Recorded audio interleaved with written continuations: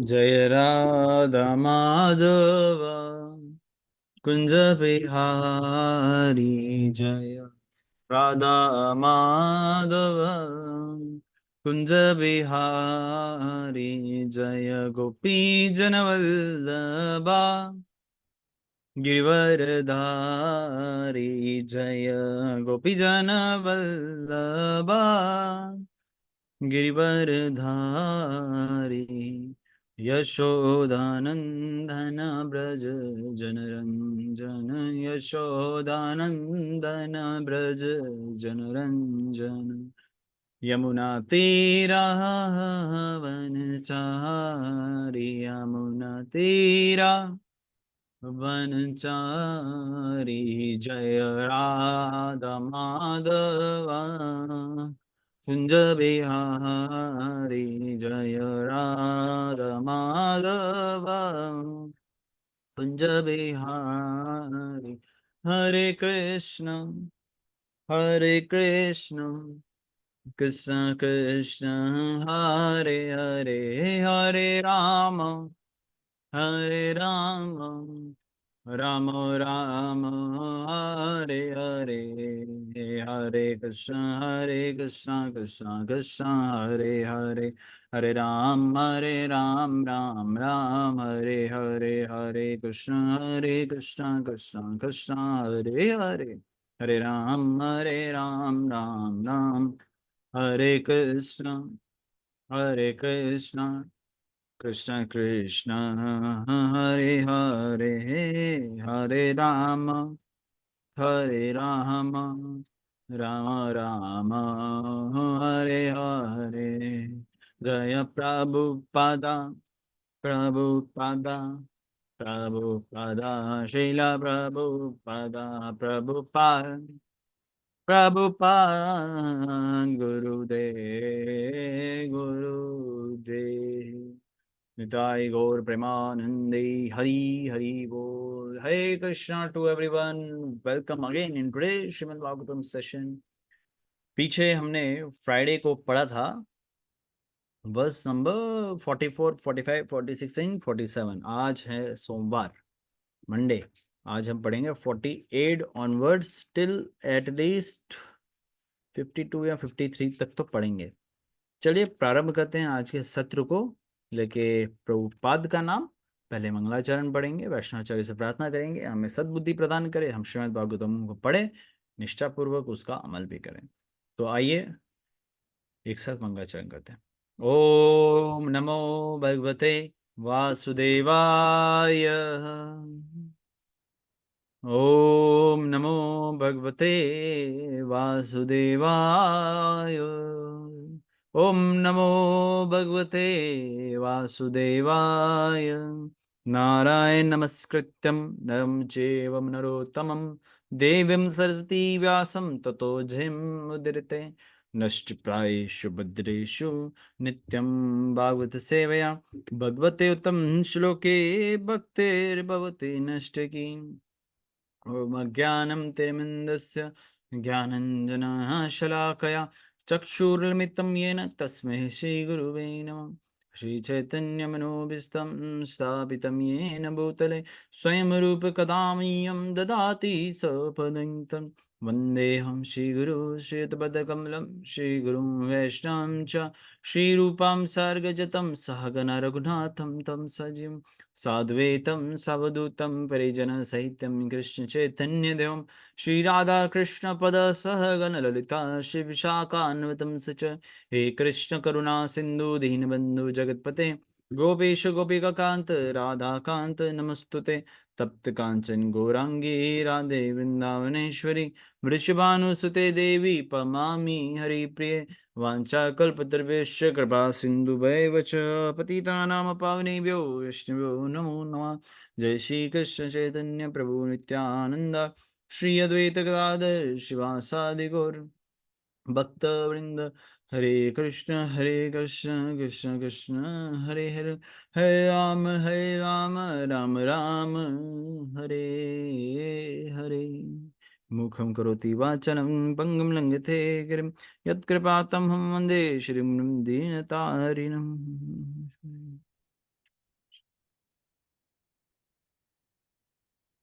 Hare Krishna to all of you once again in today Srimad Bhagavatam session. Srimad Bhagavatam चौथा स्कंद अध्याय 8 श्लोक संख्या 48 आप सबकी स्क्रीन पे है। अगले कुछ मिनट के लिए हम श्रीमद् भागवतम का अध्ययन करते हैं। आज का सत्र छोटा होगा because it's a recording session and you all are watching on YouTube. आप सब भक्तों से प्रार्थना है आज के सत्र का कमेंट्स अटेंडेंस कमेंट सेशन में दे दीजिएगा अपना नाम मेंशन करके। आज का सत्र जो है जूम एप्लीकेशन पे नहीं होगा, लेकिन अगला जो सत्र है प्रयास ये रहेगा कि वो जूम पे और यूट्यूब पे दोनों पे कंडक्ट किया जाए। तो आज का सिर्फ और सिर्फ यूट्यूब पे है। तो कल यानी कि 16 अप्रैल ट्यूसडे सेशन नहीं होगा। मोस्टली वेंसडे को हो सकता है अगर सब सही रहा तो, और अगर इन केस नहीं हुआ आपको नोटिफाई कर दिया जाएगा। कल ट्यूसडे को सेशन नहीं है, हो सकता है वेंसडे को सेशन हो या ना हो, वो आपको नोटिफाई कर दिया जाएगा। लेकिन चलिए आज का है तो आज पढ़ लेते हैं श्रीमद् भागवतम के चौथे स्कंद के अध्याय 8 के श्लोक संख्या 48 को। आप सबकी स्क्रीन पे विजिबल है। मेरे पीछे दोहराने का प्रयास करिएगा। मैं सुन तो नहीं पाऊंगा लेकिन आशा करूंगा कि आप पीछे पीछे दोहरा रहे हैं। कीर्तिनम कुंडलैनम केयूर वलाय अन्वितम कौस्तुभ अभयान ग्रीवम पिता कौशेय वससम। पूर्ण पुरुषोत्तम translation and purport by his divine grace A C Bhaktivedanta दंडी गोस्वामी जगत श्रील प्रपाद की जय। पूर्ण पुरुषोत्तम भगवान वासुदेव का सारा शरीर आभूषित है। वह बहुमूल्य मणिमय मुकुट हार तथा बाजूबंद धारण किए हुए हैं। उनकी गर्दन कौस्तुभ मुनि से अलंकृत हो रहे पीत रेशमी वस्त्र धारण किए हुए हैं। देखिए यहाँ हमने देखा नारद मुनि जो हैं भगवान के सुंदर से रूप का वर्णन कर रहे हैं ध्रुव भक्त को, ध्रुव महाराज को, और ये बता रहे हैं कि भगवान जो है पर्सनल फीचर है उनका, ऐसा रूप को मत नकारिए। जो इम्पर्सनलिस्ट होते हैं, मायावादीज होते हैं, उनका थोड़ा सा ये हल्का होता है। तो इसलिए भगवान कहते हैं वो जो रास्ते पे बड़ा कष्टदायी है, मेरे रूप को ही नकार रहे हो भाई, मेरा इतना सुंदर रूप है वर्णन करो। वही नारद मुनि कर रहे हैं। Krishna is all beautiful. बहुत सुंदर रूप का वर्णन किया गया है। और सुंदर रूप के साथ साथ यहाँ भगवान नारद मुनि इतने क्लियरली क्यों मेंशन कर पा रहे हैं? Because he has seen Krishna not once many times. वो गोलोक धाम जाते हैं, वैकुंठ धाम जाते हैं, वहां देखते हैं भगवान किस तरीके से हैं, नारायण रूप किस तरीके से, कृष्ण रूप किस तरीके से, ही नोज। इसलिए पूरा एक्सप्लेन कर रहे हैं। ऐसा एक्सप्लेनेशन हम भी नहीं दे पाएंगे किसी, जैसे अगर हम मिलते मिलते हैं तो इतनी सारी चीजें नोटिस कौन कर पाता है? वह बहुमूल्य मणिमय मुकुट हार तथा बाजूबंद धारण किए हुए, आई डोंट सी दैट।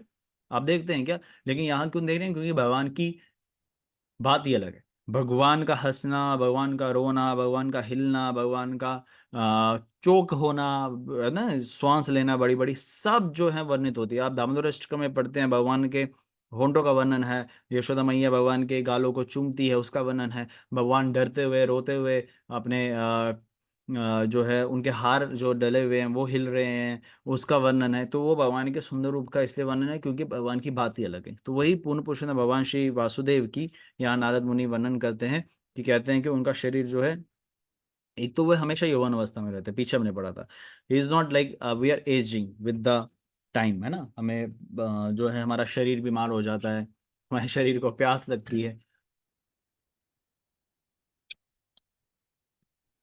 क्यों? क्योंकि हम जो है भौतिक संसार में फंसे हुए भौतिक प्राणी हैं। लेकिन भगवान के साथ ऐसा नहीं है। Krishna is all merciful and all youth, young body है उनका हमेशा, ठीक है, और यूथफुल रहते हैं हमेशा। और उनके हर बॉडी के पार्ट जो हैं वो भी उसी तरीके से यूथफुल हैं, और वो हर पार्ट अपने में पूर्ण है। हमारे हाथ का काम क्या है? असिस्ट करना हमारे हमारे शरीर को, ठीक है। वो पेन उठा सकता है, खाना खिला सकता है, पानी पी सकता है। These are the things of the hand. But my hand can not speak, मेरा हाथ बोल नहीं सकता। लेकिन कृष्ण का हर एक अंग पूर्ण है, तो इसलिए Krishna's hand can speak, Krishna's hand can see, वो देख सकते हैं। भगवान हर प्रकार से कहीं ना कहीं से पूर्ण है, तो कुछ भी कार्य किसी भी अंग से कर सकते हैं। यहाँ पे बताया गया है वह बहुमूल्य मणिमय मुकुट। बहुमूल्य कहने का अर्थ ये नहीं कि भौतिक स्तर पे मत देखिए, मतलब बहुमूल्य मतलब ऐसा जो आपको कहीं पे नहीं देखने को मिलेगा, जो सिर्फ और सिर्फ उनके गले में देखने को मिलेगा। बहुमूल्य मुकुट बाजूबंद धारण किए हुए हैं, उनकी गर्दन मणि से अलंकृत है। रेशमी वस्त्र धारण किए हुए, रेशमी means yellow, if I am not wrong, yes, yellow silk garments. पीत, पीत रेशमी मतलब सिल्क हो गया, पीत, पीत मतलब येलोइश गारमेंट जो है भगवान ने लगाए हुए हैं। Verse number 49। तात्पर्य शिला प्रभुपाद ने इनमें नहीं दिया है। कांची कलप कांची कलप प्रयष्टम लसत कंचन नुपूरनम दर्शनीयतमं संतम मनोनायन वर्धनम। भगवान का कटी प्रदेश सोना है, सोने की छोटी छोटी घंटियों से अलंकृत है और उनके चरण कमल सुनहले नुपुरों से सुशोभित है। उनके सभी शारीरिक अंग अत्यंत आकर्षक एवं नेत्रों को भाने वाले हैं। वह सदैव शांत तथा मौन रहते हैं और नेत्रों तथा मन को अत्याधिक मोहने वाले हैं। वाह। भगवान के वेस्ट के बारे में बताया गया, भगवान के चरणों के बारे में बताया गया है। उनके सारे बॉडीली फीचर्स इतने अट्रैक्टिव हैं, they are pleasing to the eyes. वो नेत्रों को ठंडक पहुंचाने वाले हैं। वह सदैव शांत रहते हैं। Krishna is all time smiling, all time silent. Silent in the sense की he is not into the यानी गुनाज। काम है, क्वाइट है, पीसफुल है, very pleasing to the eyes. और यहाँ पे देखिए, यहाँ बताया जा रहा है भगवान के रूप का वर्णन कितनी बड़े सुंदर तरीके से किया गया है। तो यानी कि भगवान के इम्पर्सनल फीचर को बंद कर दिया गया है। पद्भ्यम नखामानि श्रेणय विलासद्वयम समर्चतम पद्म कर्णिका दक्षिणेयम अक्रमाय आत्मनि अविष्ठितम। वास्तविक योगी भगवान के उस दिव्य रूप का ध्यान करते हैं जिसमें वह उनके हृदय रूपी कमल पुंज में खड़े रहते हैं और उनके चरण कमलों में मणि तुल्य नाखून चमकते रहते हैं। भगवान के नाखून भी चमकते रहते हैं। बताओ, हमारे नाखून बड़े हो जाते हैं तो काटने पड़ते हैं ना। देखो मेरे नाखून थोड़े से बड़े हैं तो I have to cut it down, है। लेकिन भगवान के नाखून भी चमकते रहते हैं। He is having the transcendental form. बहुत दिव्य रूप है भगवान का। और वही दिव्य रूप को योगी जन पूछते रहते हैं। यहाँ बताएगा ना, रियल योगी जो है, वास्तविक योगी होते हैं, उसी दिव्य रूप का ध्यान करते हैं। रियल क्यों? क्योंकि पाखंड भी होते हैं, कुछ पूर्ण रूप से सही तरीके से नहीं होते, कुछ फॉल्स होते हैं, कुछ झूठे होते हैं, कुछ पूर्ण रूप से अभी योगी नहीं होते हैं, प्रैक्टिशनर्स होते हैं, कोई रियल योगी होते हैं। बोलते हैं रियल योगी उसी भगवान के दिव्य रूप का ध्यान करते हैं, जिसका हमने सुना है, जैसे अभी ध्रुव महाराज। तो he is going to approach that Vishnu. Okay, verse number 51।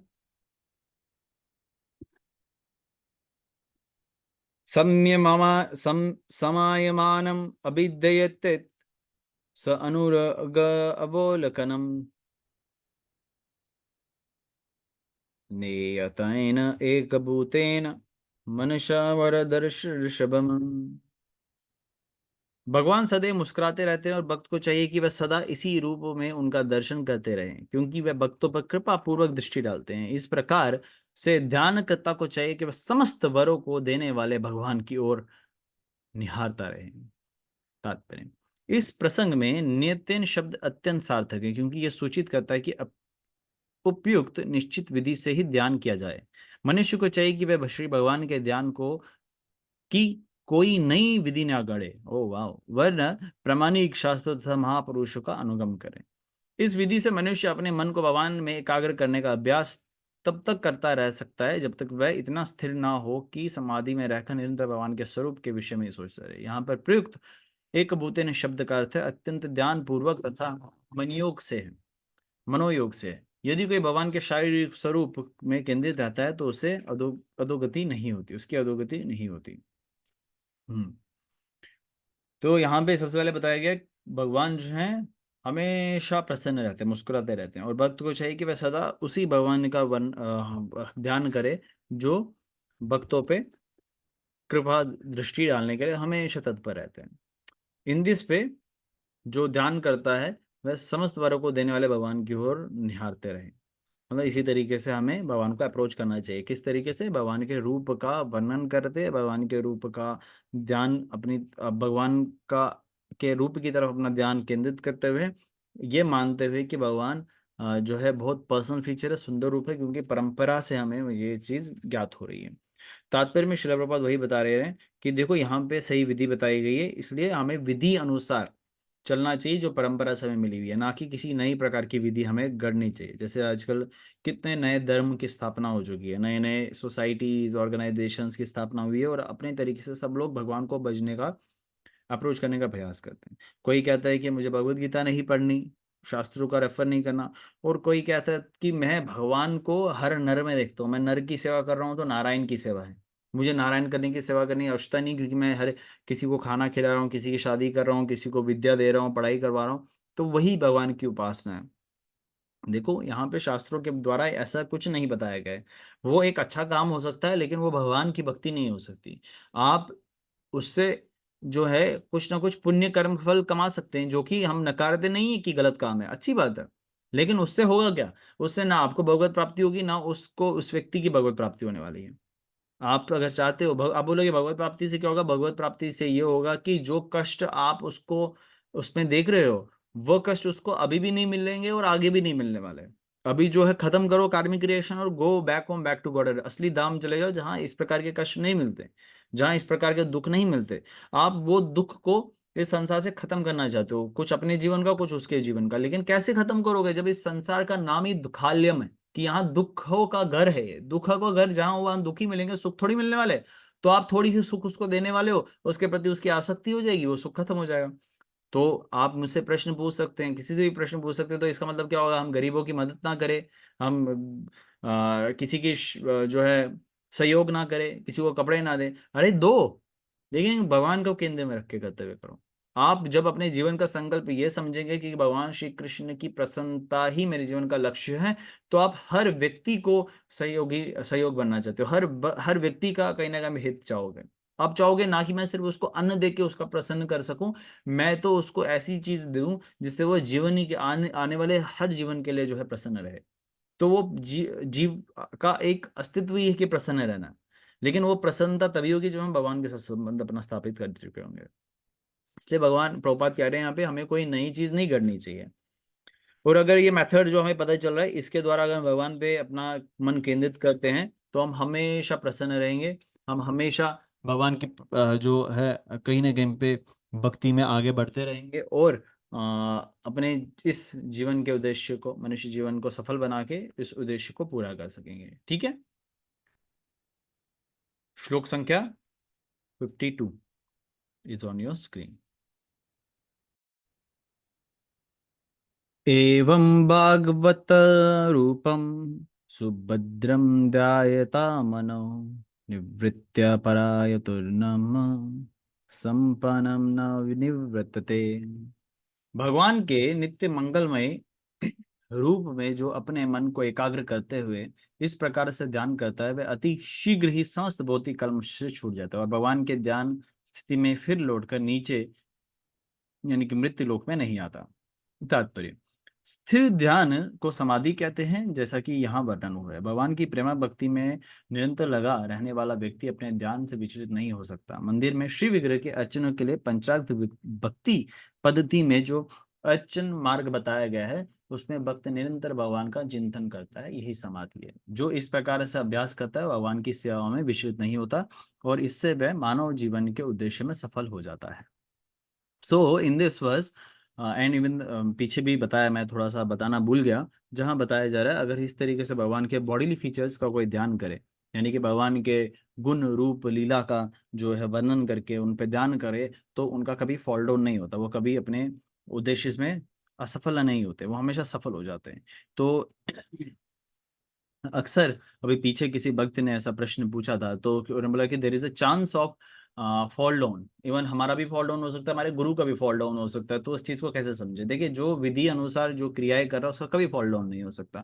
जो विधि से भटक गया, वो चाहे आप वो कोई और क्यों ना हो, कभी भी फॉल डाउन हो सकता है। तो इसलिए विधि के साथ जो बताया गया है तरीका, उसके साथ हमेशा स्टिक टू द प्रोसेस के साथ स्टिक होना हमारा जीवन का संकल्प होना चाहिए। We should keep that in mind कि मैं हर चीज शास्त्र अनुसार कर रहा हूँ, तब जाके हमारा कभी फॉल डाउन नहीं हो सकता होगा। संभव 53।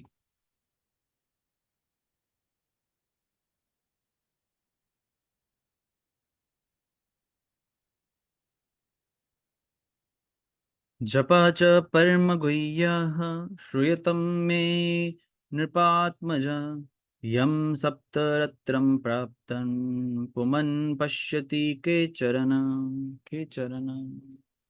हे राजपुत्र, अब मैं तुम्हें वह मंत्र बताऊंगा जिसे इस ध्यान विधि के समय जपना चाहिए। जो कोई इस मंत्र को 7 रात सावधानी से जपता है वह आकाश में उड़ने वाले सिद्ध मनुष्य को देख सकता है। तात्पर्य, इस ब्रह्मांड के अंतर्गत सिद्धलोक नामक एक लोक है। सिद्धलोक के वासी स्वभावत योग की सिद्धियों से पारंगत होते हैं। ये सिद्धियां 8 प्रकार की है, जिनके द्वारा मनुष्य सूक्ष्म से सूक्ष्म, हल्के से हल्का या विशाल से विशालतम हो सकता है। वह जो भी इच्छा करे उसे तुरंत प्राप्त कर सकता है, यहाँ तक कि वह लोक की सृष्टि कर सकता है। कुछ सिद्धियां इस प्रकार हैं। लदिमा सिद्धि के द्वारा सिद्धलोक के वासी किसी वायुयान या विमान के बिना उड़ सकते हैं। यहाँ पर नारद मुनि ने ध्रुव महाराज से संकेत किया है कि भगवान के दिव्य रूप का ध्यान और साथ ही मंत्र के जाप करते हुए मनुष्य 7 दिन में इतना सिद्ध हो सकता है कि वह आकाश में उड़ने वाले मनुष्य को देख सकता है। नारद मुनि ने जप शब्द का प्रयोग किया है, ये ध्यान से सुनेगा, जो बताता है कि जिस मंत्र का जप किया जाना है वह अत्यंत गोपनीय है। कोई ये प्रश्न कर सकता है, यदि वह गोपनीय है तो फिर श्रीमद् भागवतम में वह लिखित रूप में क्यों वर्णित है? ये इस रूप में गोपनीय है। मनुष्य छपा हुआ मंत्र कहीं से प्राप्त कर सकता है, किंतु जब तक ये दीर्घ शिष्य परंपरा द्वारा स्वीकृत नहीं होता तब तक वह मंत्र कार्य नहीं करता। प्रामाणिक सूत्रों का कहना है कि जब तक कोई मंत्र परंपरा से प्राप्त नहीं होता तब तक उसकी कोई क्षमता ही नहीं होती। इस श्लोक में एक अन्य बात स्थापित की गई है, वह है कि मंत्र उच्चारण के साथ साथ ध्यान करना चाहिए। इस युग में हरे कृष्ण मंत्र का जप ही ध्यान की सरलतम विधि है। जो ही कोई हरे कृष्ण महामंत्र का उच्चारण करता है उसे कृष्ण, राम तथा उनकी शक्तियों के दर्शन होते हैं और समाधि की यही पूर्ण अवस्था है। मनुष्य को हरे कृष्ण मंत्र का जप करते समय बनावटी विधि से भगवान के रूप दर्शन का प्रयत्न नहीं करना चाहिए, अपितु जब यह कीर्तन जप निर्देश पूर्व पूर्ण भाव से किया जाता है तो भगवान स्वतः कीर्तन करने वाले के समक्ष प्रकट हो जाएंगे। अतः जपकर्ता को शब्द तरंग सुनने में ध्यान केंद्रित करना चाहिए। भगवान बिना किसी अतिरिक्त प्रयास के ही स्वतः प्रकट होंगे। So another important point two understand here is, बहुत है इंपॉर्टेंट पॉइंट, तो आप अपने अपने एंड से समझ सकते हैं। यह बताया गया, नारद मुनि कहते हैं मैं आपको एक अब मंत्र देने वाला हूं, यानी कि दीक्षा देने वाले हैं ध्रुव महाराज को, जिसपे तुम मेडिटेट करोगे। और जो अगर तुम प्रॉपरली मेडिटेट कर पाओगे 7 रात तक, तुम एक क्या बताया गया, उड़ने वाले सिद्ध मनुष्य को देख सकते हो। तात्पर्य, शिला प्रभुपाद बता रहे हैं अलग अलग प्रकार की जो हैं सिद्धियां होती है। सिद्धियों का वर्णन तात्पर्य में है, देख लीजिएगा फिर से। उसमें से एक सिद्धि जो है यहाँ वर्णित है कि सिद्ध लोक के जो निवासी हैं उनका ध्रुव महाराज दर्शन कर सकते थे, और वो देख सकते थे कि वह उड़ने वाले सिद्ध मनुष्य कौन कौन है कि तो और कह रहे थे, नारद मुनि कह रहे हैं मैं तुम्हें मंत्र देने वाला हूँ जो कॉन्फिडेंशियल है, गुहितम है। अब तात्पर्य में श्रील प्रभुपाद बता रहे हैं, कोई प्रश्न कर सकता है गुहितम में तो दिया क्यों जा रहा है या बताया क्यों जा रहा है यहाँ पे लिखित रूप में?